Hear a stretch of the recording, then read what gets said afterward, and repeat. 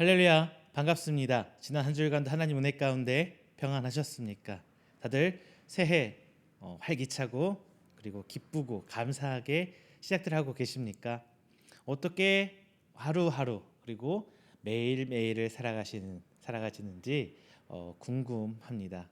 더욱더 그런 것 같아요. 왜냐면은 예전 같으면 직접 교회에 모여서 함께 예배드리고 교제 나누면서 혹은 신방도 가면서 이렇게 삶을 나누게 되는데, 요즘에는 시국이 또 코로나란 상황이 우리를 그런 교제가 좀 힘든 상황에 몰아가고 있는 것 같습니다. 하지만 하나님 계획 가운데 그리고 내 가운데 이런 시기는 언젠가 끝나겠죠. 물론 일정 부분 우리가 인정하고 앞으로도 계속 가야 될 부분도 아마 있을 거예요.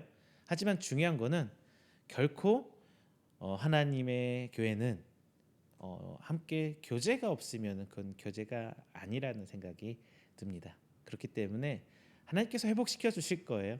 이 시기에 인내하고 그리고 견뎌내시는 여러분 되시기를 바랍니다.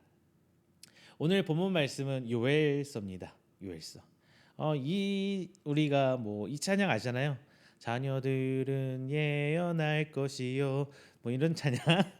이런 찬양을 통해서 요엘 선지자 본문 말씀이 굉장히 많이 나눠졌습니다. 그런데 과연 오늘 본문 말씀이 어떤 하나님의 말씀이신지, 그리고 요엘 선지자를 통해서 하나님께서 어떻게 일하시고자 이런 말씀이 전해졌는지, 우리 그거에 대해서는 고민 많이 안 해보셨죠? 자, 오늘 말씀을 통해서 과연 이 말씀이 무엇인지 한번 나눠보면서 하나님께서 2022년 그리고 1월 세 번째 주 어떻게 역사하실지 기대하는 마음으로 시작해 보겠습니다. 오늘 본문의 말씀, 성령을 부어 주시리라, 이 말씀은요, 그리고 단순히 말씀을 넘어서서 하나님께서 우리에게 해주신 이 약속은 사도행전 2장 17절부터 21절 말씀을 보면서, 이 말씀은 어떤 말씀인지 아시나요? 오순절 성령 사건이에요. 오순절 성령 사건. 이 말씀을 통해서 이루어졌어요. 성취된 말씀이에요. 그리고 32절 이런 말씀 나오죠. 여호와의 이름을 부르는 자는 구원을 얻으리니, 이런 말씀 나옵니다. 이 말씀 역시 예수님을 통해서 과거 이미 성취되었습니다. 그리고 그 성취의 열매들은 바로 우리죠. 오늘 이 시간 함께 말씀을 나누고 있는 여러분도 이 구원의 성취의 열매들이십니다. 자, 이런 것처럼 예언의 성취는 결코 우연으로 이루어지는 것이 아닙니다. 즉 사도행전 2장에 나오는 이 오순절 성령 사건도 우연한 일이 아니고 요엘 선지자의 예언으로 베드로는 이야기를 해주고 있어요. 제 말이 아니라 오순절 성령 사건을 이야기하면서 베드로가 이거는 요엘 선지자의 예언이 이루어진 거다라고 고백을 하고 있어요.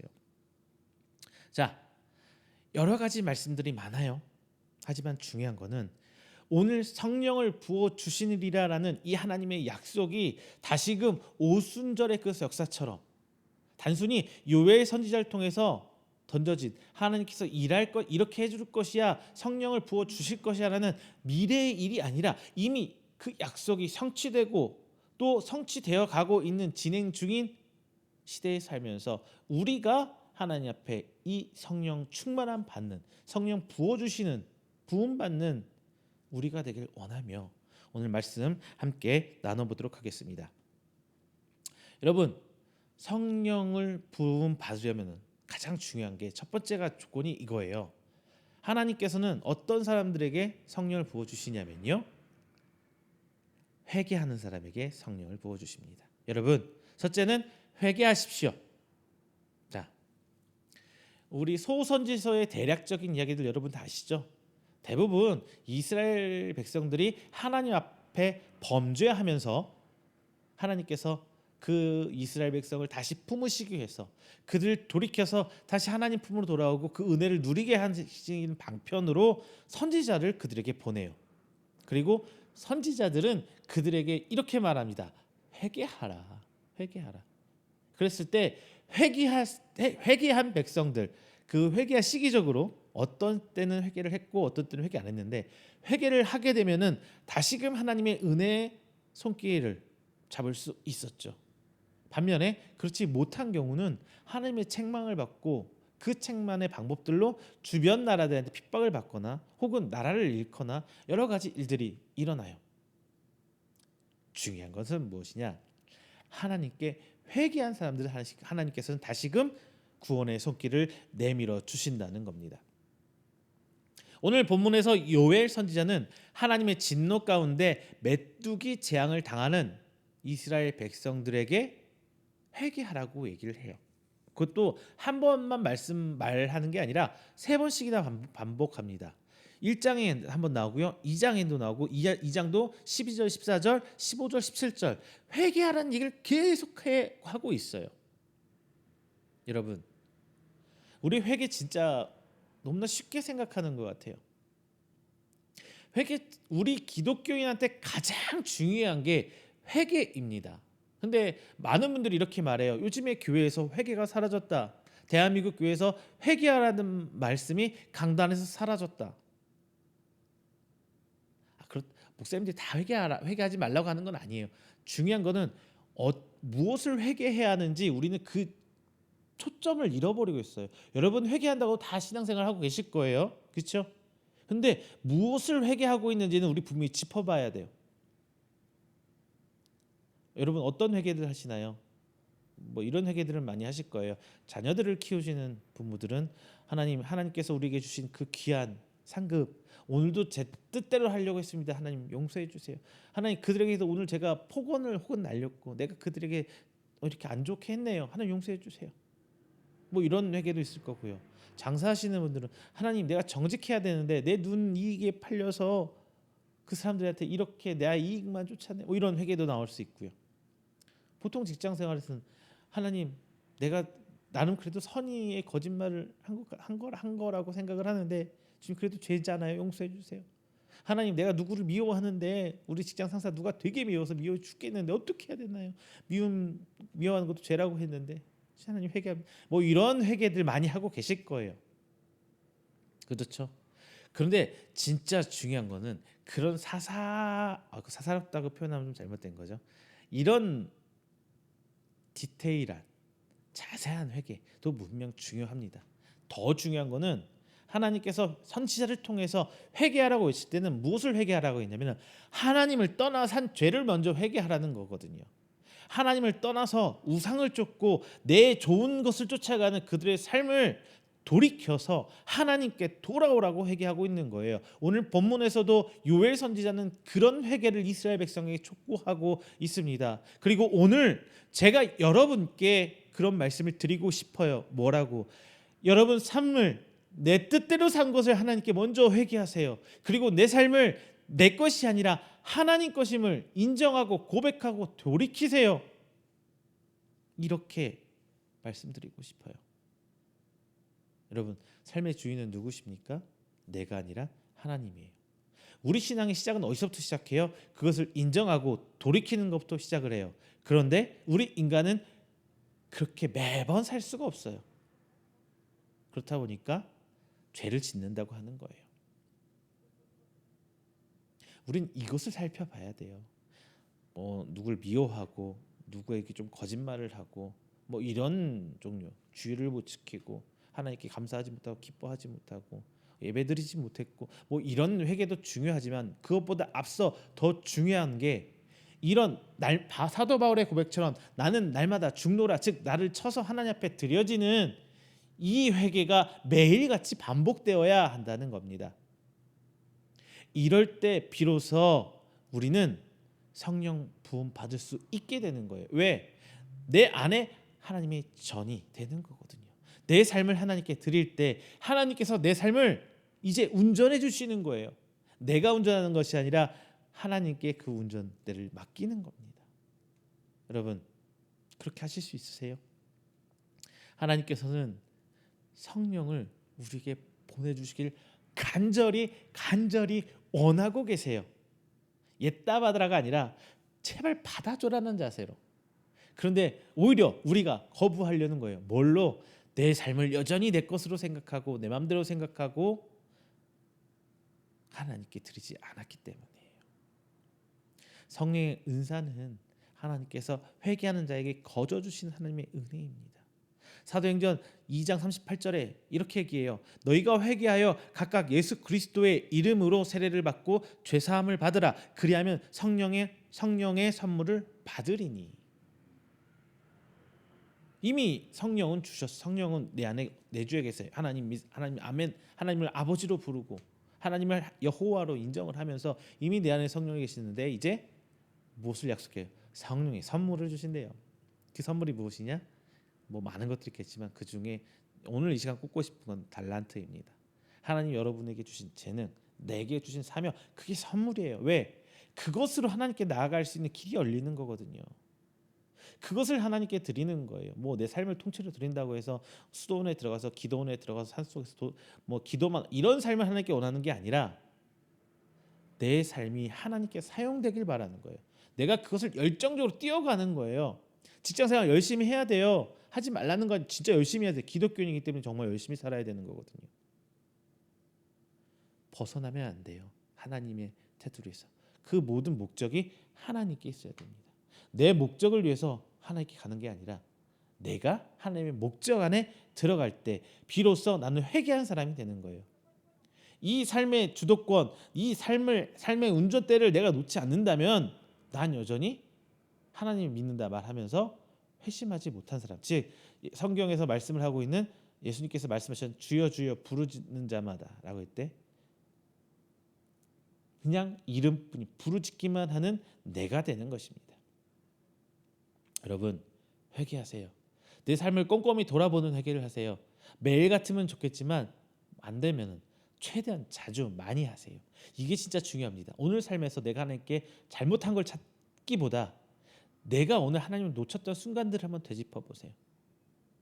그러면은 내일은 하나님을 그보다는 좀 낮게 더 가까이 가실 수 있을 것입니다. 두 번째는요. 하나님께서는 백성에게 성령을 부어 주신답니다. 하나님의 성령은 백성에게 부어 주세요. 성령은 선민인 유대인에게만 부어 주시는 건 아니죠. 만민에게 허락하신 거예요. 만민에게. 오늘 본장에 분명히 얘기해 주고 있잖아요. 자, 오순절 다락방에 성령이 임한 사건 굉장히 중요한 사건입니다. 이전에는 물론 하나님께서 때때로 성경을 통해서 이방 민족이라든가 유대인이 아닌 사람들 통해서 하나님 들어쓰시기도 하시고 하나님 백성이 삼으시기도 하시고 심지어 예수님의 족보 안에 집어넣기도 하셨어요. 그렇죠? 그런데 중요한 것은 이제 오순절 사건을 통해서 일반화돼 버려요. 그게 특별한 이벤트, 특별한 사건이 아니라 이제 하나님의 성령을 부어주시는 그 사건이 모든 이에게 갈 수 있다는 것을 선포되는 사건이에요. 자, 근데 여기서 저는 좀 짚어보고 싶은 게 있어요. 오순절 성령 사건. 성경에서 사도행전에서는 단순히 사도행전 2장 1절부터 4절까지는 그냥 모였다가 써 있어요. 근데 그들이 모여서 무엇을 했을지 우리 한번 생각해 보자고요. 오순절이 돼서 모일 때 그들이 무엇을 하고 있었을까? 물론 기본적으로 뭐 안부도 묻고 있었던 일도 얘기하고 이런 교제도 분명히 있었을 거예요. 그런데 그들의 주된 일은 무엇이냐? 예수님 승천하시고, 그러니까 예수님께서 죽으신 다음에 예수님 따른 사람이 뿔뿔이 흩어졌죠. 그리고 예수님 부활 사건은 소수만 봤습니다. 모든 사람들이 다 본 게 아니에요. 예수님 만나준 선택한 특별한 사람들만 예수님 부활 사건을 직접 목격했어요. 그리고 나서 예수님께서 승천하시죠. 예수님께서 승천하시죠. 근데 그것들을 모든 사람이 보는 건 아니라 여전히 자신의 삶 속에 뿔뿔이 흩어지는 삶 속에 있었어요. 그리고 예수님께서 부활하셨다. 부활 우리가 함께 계시다. 40일 동안 함께 계셨다가 예수님께서 승천하셨다. 뭐 이런 얘기 나오잖아요. 자, 이런 얘기를 들었을 때 그들은 모였어요. 다시금 한 자리에 모여들었어요. 그럼 그들이 무엇을 했을까요? 저는 회개했을 거라고 봐요. 첫 번째하고 앞전 이야기하고 이어지죠. 저는 회개했을 거라고 생각합니다. 예수님이 안 보여버리자. 그리고 예수님이 죽었다고 생각했을 때 그들은 여, 자기 신들의 삶으로 돌아가 버렸어요. 하나님께 맡겼던 인생의 내 삶의 주도권을 다시금 내 것으로 삼아 버렸어요. 하나님께 핸들을 맡겼는데 다시 하나님 내리세요. 제가 할게요. 내가 딱 운전대 잡은 거예요. 분명히 그들은 그것을 눈물을 흘리면서 회개했을 겁니다. 그들이 성령을 부어 주시옵소서 주시옵소서 이렇게 부여하는 외치는 기도가 아니라 진심 어린 주님께서 나를 위해서 죽으셨구나. 예수님은 진짜 구약의 선지자들이 약속했던 우리들의 메시아구나. 하나님의 아들이시구나. 근데 내가 그걸 몰랐다는 걸 진짜 땅을 치면서 눈물 흘린 회개를 했을 거란 말이에요. 그리고 왜 예수님께서 죽으셨을 때 나는 왜 다시 돌아가 버렸을까? 자신을 깎아치면서 자신을 내려놓는 정말 그런 시간이었을 거랍니다. 그랬을 때 비로소 그들은 성령의 부으심을 받았다는 거예요. 한 명만 그랬냐? 아니요. 모였다는 개념이 있어요. 모였다. 한 뜻으로 모인 거예요. 여러분 모임은 어때요? 뭔가 밥을 먹기 위해서 모이고 뭔가를 하기 위해서 목적을 가지고 모이죠. 근데 모였다는 단어가 쓰였다는 것은 그들이 한 뜻으로 이런 회개의 기도가 이루어졌다. 저는 이렇게 생각합니다. 그리고 이제 단순히 오순절 사건 이외에 또 성령 역사 사건이 성령의 대표적인 사건이 일어나는데 뭐냐면은 앞서 오순절 사건은 집단의 사건이죠. 집단적인 큰 한꺼번에 이루어진 그렇죠. 반면에 이제 하나님께서 개별적으로 또 역사를 해주세요. 대표적인 예가 사도 바울입니다. 사도 바울이 기세가 등등해서 담메색에 가서 예수님 믿는 사람 잡아 죽이려고 가다가 담메색 도상 담메색으로 가는 길 위에서 예수님을 만나죠. 그렇죠? 그리고 나서 사도 바울은 회심하고 돌아옵니다. 이때 사도행전 9장 17절에 아나니아라는 선지자가 하나님께서 바울에게 보내죠. 아나니아는 선지자가 바울에게 안수기도할 때 성령이 임하는 모습이 나옵니다. 개인에게 임하세요. 하나님 직접적으로. 이때까지는 뭐예요? 우리 사람을 통해서 전해지는 성령 역사 받는 게 아니에요. 그런데 이제는 베드로라는 사도를 통해서 사람을 통해서 성령 역사, 성령이 부어 주심을 체험할 수 있는 시기로 갑니다. 주체는 분명히 하나님이지만 어디냐? 바로 고넬료 가정입니다.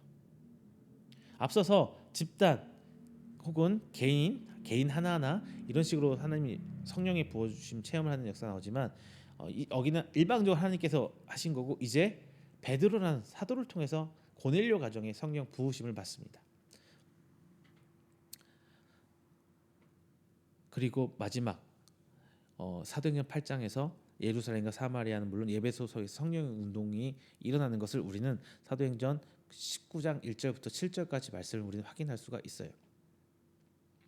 하나님의 성령의 역사가 점점 확장되는 걸 보고 있어요. 어떤 특정에 모인 집단에 역사하시는 성령님 그리고 개인 하나하나를 부르시는 그런 모습 그리고 하나님께서 일방적으로 하는 게 아니라 하나님의 사자를 보내서 역사하시는 모습 그리고 그 불길이 확장돼가는 모습 우리 한국 땅에서도 그런 시기가 분명히 있었어요. 똑같았어요. 하나님께서 개별적으로 만나주신 분들 그분들이 이제 우리 대한민국 땅의 초기 목사님들이 되셨죠. 그렇죠. 그 다음에 이제 평양 부흥운동 대각성운동이 시작돼서 한국 땅에 뜨거운 운동이 시작됩니다. 그들의 기도 제목들이 뭐였냐? 여러분 그분들이 1900년 전후해서 그분들이 모여서 기도할 때 어떤 기도를 했을 것 같아요? 하나님 우리 자녀 미심양명해서 과거 급제하게 해주세요. 우리 자녀 뭐 이렇게 부자 되게 아니요. 그들은 하루하루 살기도 팍팍하던 분들이잖아요. 먹을 것도 오늘 하루 양식 성경에서 말하던 일용할 양식의 그 모습이 그거예요. 마치 진짜 초대교회 모습하고 정말 비슷했을 거라 저는 생각합니다. 근데 그들이 무엇을 기도했겠어요? 하나님 나 부자 되게 해주세요. 뭐 이런 기도했을까요? 우리 자녀가 잘 되게 아니에요. 그들은 과거 자신의 모습을 하나님께 다 내어 던집니다. 왜?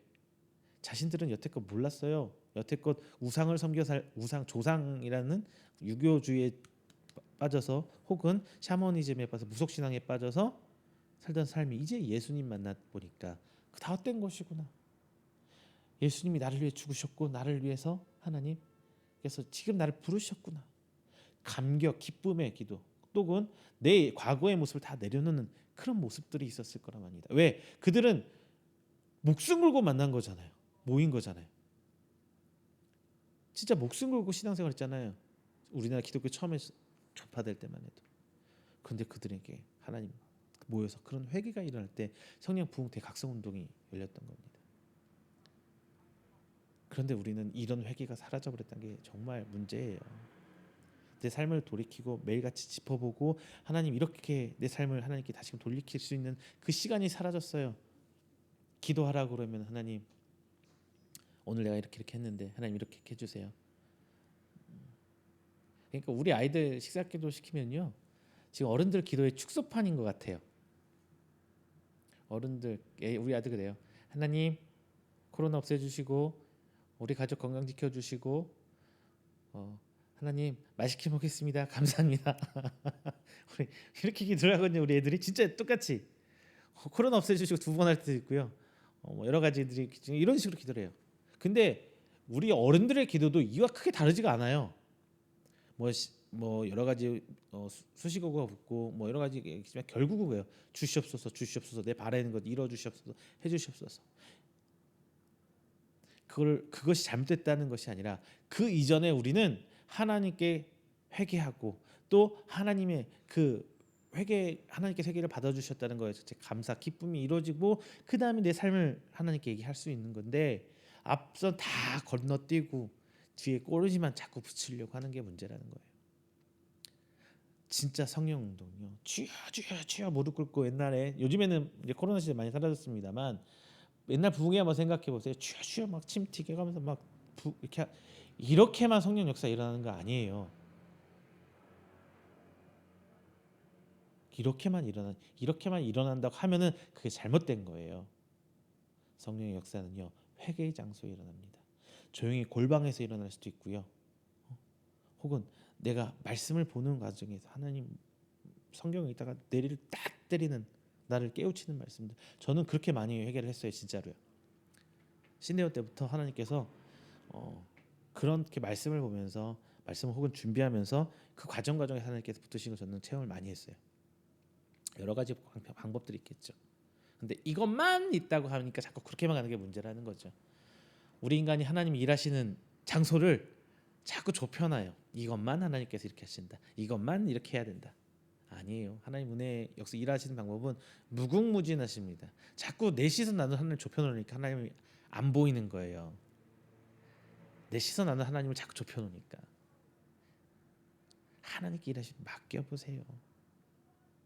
자, 이렇게 성령은 하나님 백성을 향해서 나아가는 거예요. 모든 백성에게 부어줄 약속을 하시는 겁니다. 그런데 우리가 만문 말씀에서 좀 짚어봐야 될 게 있어요. 뭐냐? 28절 보면은 자녀들, 늙은이, 젊은이 이런 단어 나오죠. 그리고 자녀들, 늙은이까지 그렇다고 해. 근데 젊은이가 또 나와요. 자녀들하고 겹치는 것 같죠. 우리 이 말씀 짚고 가야 돼요. 그래야 말씀이 성령이라는 을 알 수 있으니까요. 먼저 자녀들이라고 나옵니다. 자녀들. 우리 할 때 어린아이들 말하는 것 같죠? 어린아이들 말하는 게 아니라 결론적으로 얘기하면 자녀들은요. 하나님이 선택받은 하나님의 자녀들, 하나님의 백성, 성도를 이야기합니다. 28절 이렇게 얘기해요. 그 후에 내가 영을 만민에게 부어주리니 너희 자녀들이 장래일을 말할 것이며 장래일을 말할 거래요.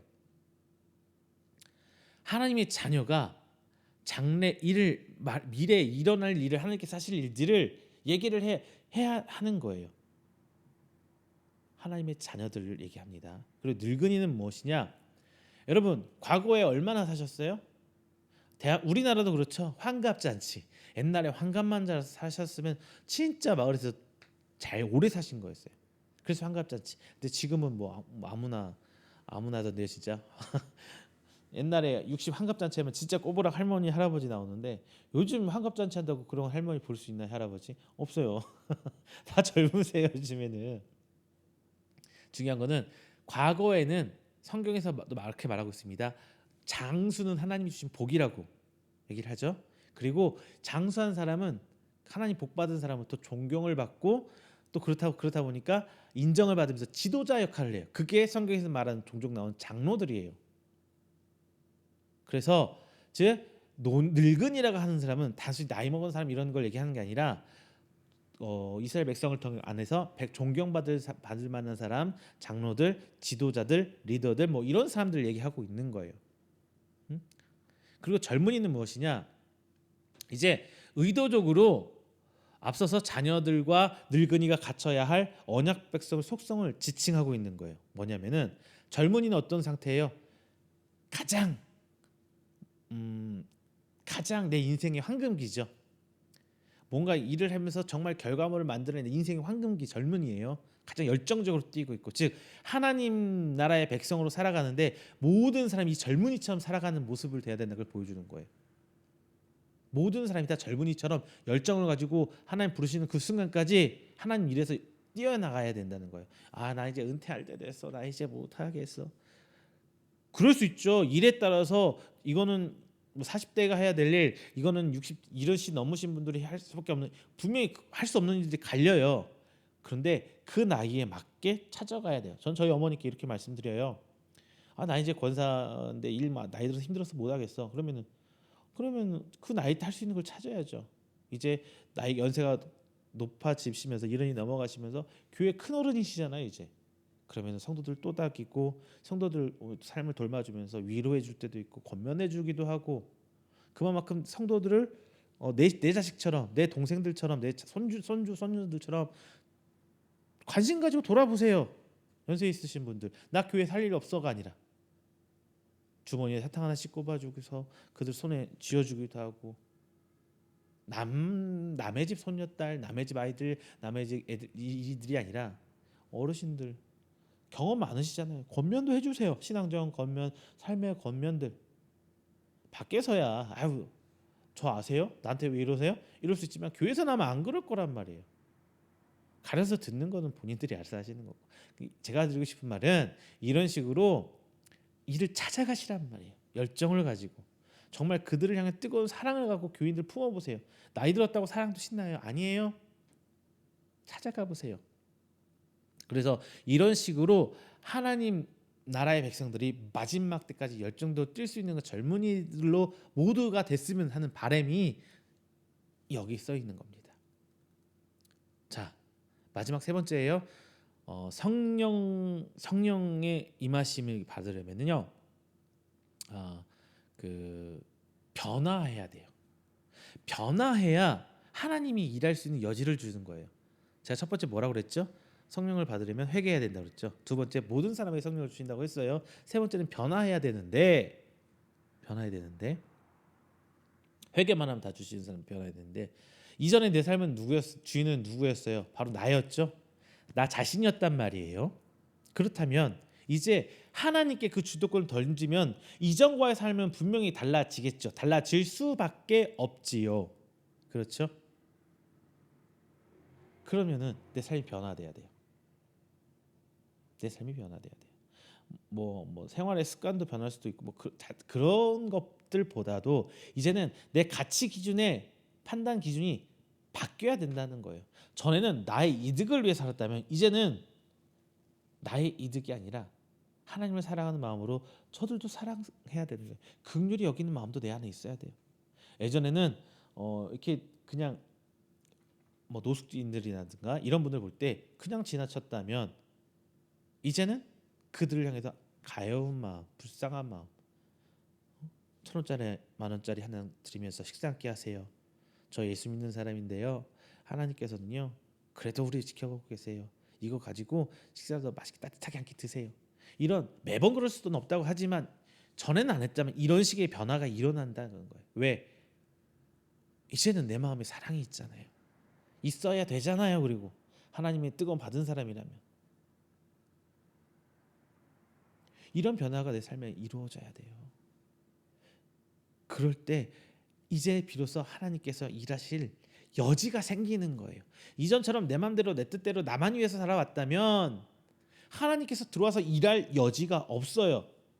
그러니까 하나님 왜 내 기도에 응답하지 않으세요? 하나님 왜 나는 혼자 놔둔 갔습니까? 라고 여러분은 생각하시죠? 근데 그분들 되게 상담해보면 어떤 일이 있느냐, 하나님께서 일하실 여지를 전혀 주지 않고 내 생각, 내 가치관, 내 기준으로 빼곡히 계획 세놓고 내 맘대로 모든 걸 같이 판단했는 다음에 하나님이 일하실 여지가 없고 해놓은 다음에 하나님 왜 안 해주세요? 하나님이 여러분 말 들어주는 사람 아니잖아요. 여러분 소원 들어주는 사람 아니잖아요. 우리 그거 잊어버리면 안 돼요. 내 변화가 있어야 돼, 변화를. 자, 성령을 받으면 그 변화의 기조를 성경에 28절에 써 있습니다. 먼저 성령이 임하면서 일어나는 영적 변화가 28절에 써 있는데, 이제 전체적으로 보면 어떠해요? 예수님 만나기 전에 성령을 체험하기 이전에는 우리 삶은 어때요? 과거와 오늘에 매여 살았어요. 과거와 오늘에 매여 살았어요. 오늘을 위해서, 말은 내일을 위해서 살라고 하는데 결국은 근시안적인 내일이죠. 1년 후, 5년 후, 내 노년을 위해서, 내 영원히 함께할 내 영을 위한 계획은 없어요. 그냥 내 먹고 살릴 이 현 세대에서 고민할 수 있는 것들만 생각해서 살아왔어요. 하지만 하나님 만나 성령의 부으심을 받잖아요. 그럼 이제 그것을 넘어가게 돼요. 오늘 하루보다도 하나님 백성으로 살아갈 그 영원한 시간에 대해서 더 감사하고 더 기뻐하게 돼요. 그거에 대한 감사가 없는데, 그거에 대한 기쁨이 없는데 어떻게 하나님을 따라가겠느냐고요. 그 많은 수많은 것들을 해내겠냐고요. 조건부가 아닌데, 하나님께서는 기뻐하면 이렇게 줄게, 기도하면 이렇게 해줄게가 아니에요. 그냥 하나님께서는 하나님의 백성이기 때문에, 자녀이기 때문에 주시는 거예요. 부모 입장이 자녀에게 해주는 것처럼. 그런데 부모도 그렇게 하잖아요. 저도 우리 아이들한테 이래요. 너 이렇게 해줘. 아빠, 오늘 아침에도 우리 큰애한테 그랬어요. 아빠 어깨가 너무 아픈데 어깨 좀 눌러줘. 그럼 아빠 500원 줄게. 싫대요. 아들이니까 그렇게 한 거잖아요. 대신 조건을 종종 걸어요. 걸 때도 있어요. 여러분 용돈 줄 때도 그러잖아요. 신발 정리하면 얼마 뭐 하면 뭐 아이들 기준으로요. 이렇게 하는데 하나님도 그래요. 우리에게 이렇게 하면 이렇게 해줄게. 자, 이런 것도 한번 해봐. 그게 단순히 뭐 하나님의 그 계획 가운데, 상황 가운데 끌어가는 과정이죠. 때로는 나를 시험할 때도 있고, 때로는 나를 연단하는 과정일 때도 있고, 때로는 내가 그렇게 함으로써 하나님 일이 이루어지는 과정. 나는 그 조그만 정말 작은 부분을 차지하기 때문에 전체는 모르지만 하나님께서는 착착착착 일하는 과정이란 말이에요. 그런데 자녀에게 안마 눌러 어깨 좀 안마 좀 해줘. 근데 오빠가 500원 줄게. 자녀가 싫대요. 우리도 하나님도 마찬가지예요. 너 이렇게 살아봐. 그런데 우리가 보통 싫어요. 안 해요. 우리가 볼 거칠 때가 많잖아요.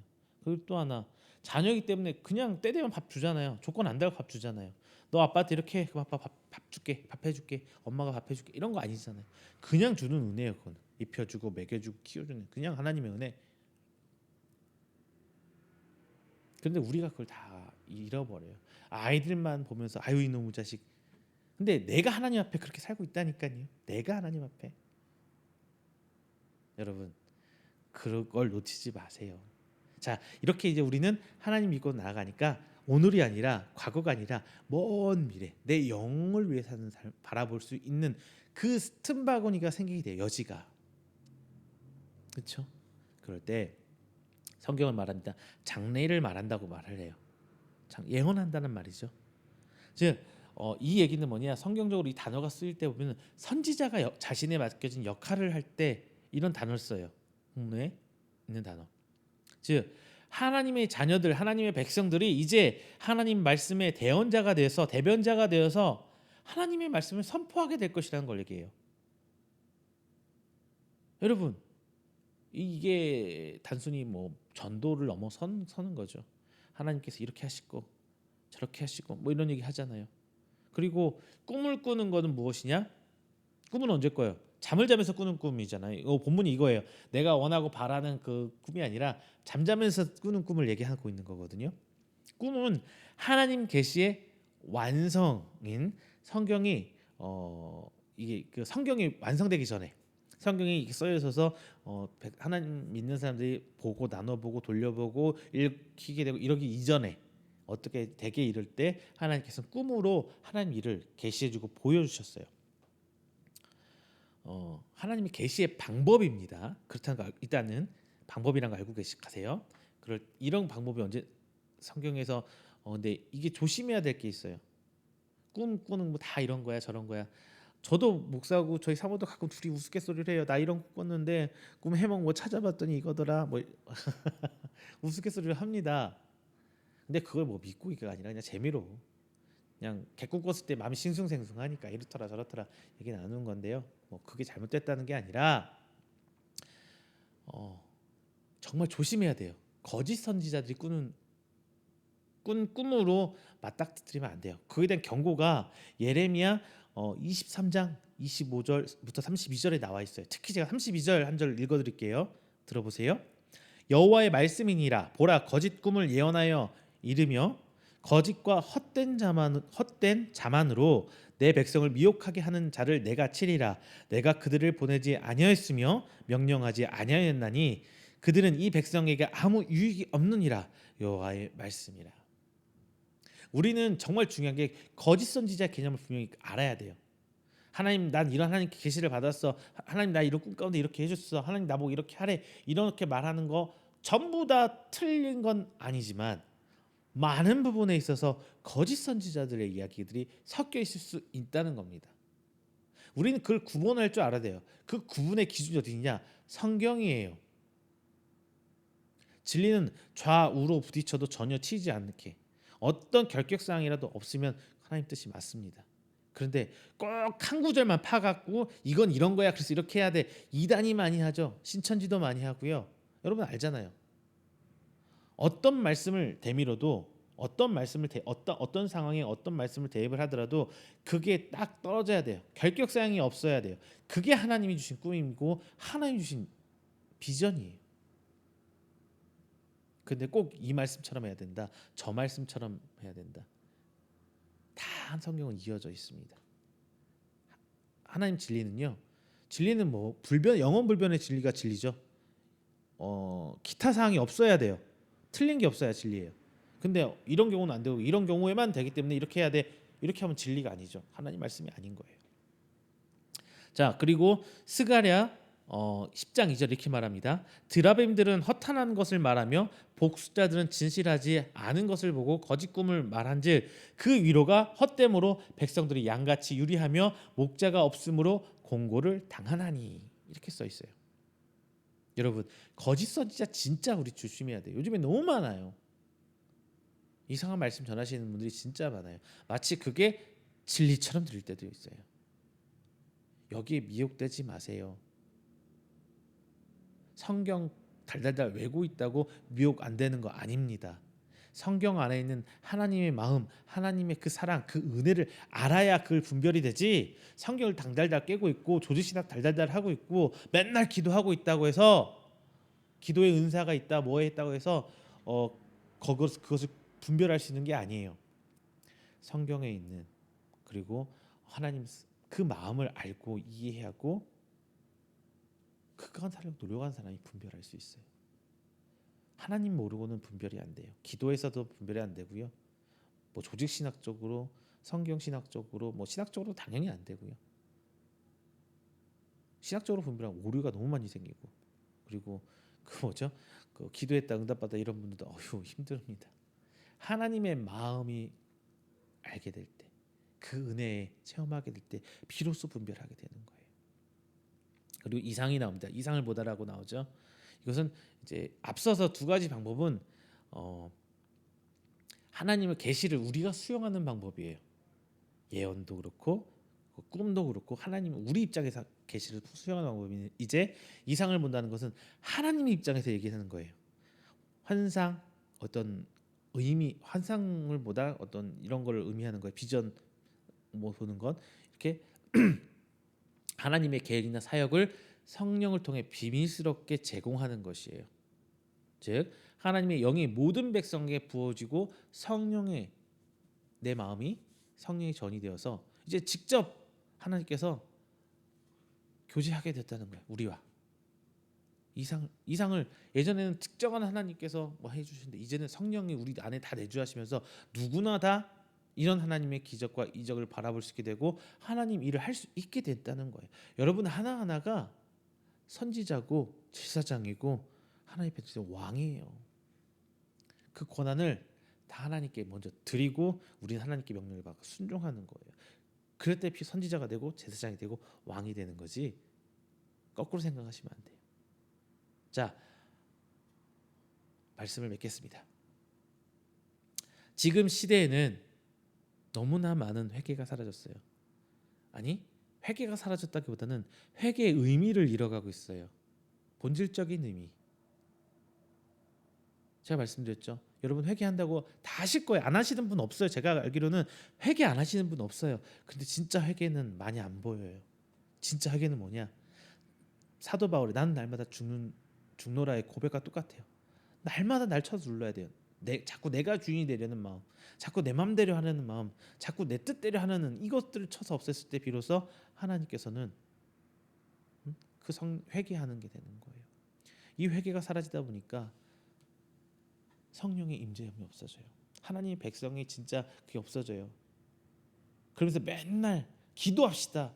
기도로 불같은 뜨겁게 기도해서 성령 대부분 각성운동을 이렇게 얘기하는데 아니에요. 기도한다고 되는 거 아니에요. 진심 어린 내 안에 회개가 부터 먼저 이루어져야 돼요. 그게 없는데 주시옵소서 이렇게 한다고 뜨거운 기도가 되나요? 뜨겁게는 되겠죠. 남들 볼 때 자기 암시를 하고 있고요. 그거 하나님 앞에 하나님 원하시는 거 절대 아닙니다. 하나님 원하는 첫 번째 단추, 내 삶을 돌이켜 하나님께 다시 드리는 거. 원래의 주인 하나님께 돌려드리는 게 회개예요. 이게 수반 내가 나머지 것들이 돼요. 근데 여전히 내 삶의 주인은 나인 채 그런 것들, 삶에서 일어나는 그런 것들을 회개한다고 그게 아닙니다. 그러다 보니까 변화가 사라져요. 이제 교회가 변화하지 않아요. 옛날에 그 모습 그대로 머물러 있어요. 하나님은 일하면서 계속 변화하고 세상은 바꿔줘. 하나님께서 하시는 거잖아요. 하나님께서 세상을 자꾸 변화시키고 있는데 교회는 안 변하고 있어요. 그건 뭐냐? 성령의 임재가 사라지고 있다는 거예요.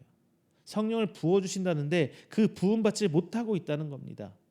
오늘날 우리 세대는 정말 그 어떤 세대보다도 간절히 성령의 임재를 체험하고 간절히 성령의 임재를 기도해야 할 세대입니다. 사탄의 미혹과 세상의 부패함 속에서 하나님에 대해 말하는 사람들이 점점 줄어들고 있잖아요. 하나님의 자녀들이 사라지고 있는 거예요. 그리고 꿈꾸는 노인들, 즉 장수하면서 오랫동안 신앙생활하면서 여전히 하나님만 바라고, 그래서 이 모든 사람들이 젊은이처럼 하나님의 일을 뜨겁게 할 수 있는 세대가 사라졌어요. 지금은 교회 세대 양극화되고 있죠. 젊은 사람들은 사라지고 있어요. 아이들이 교회가 없어요.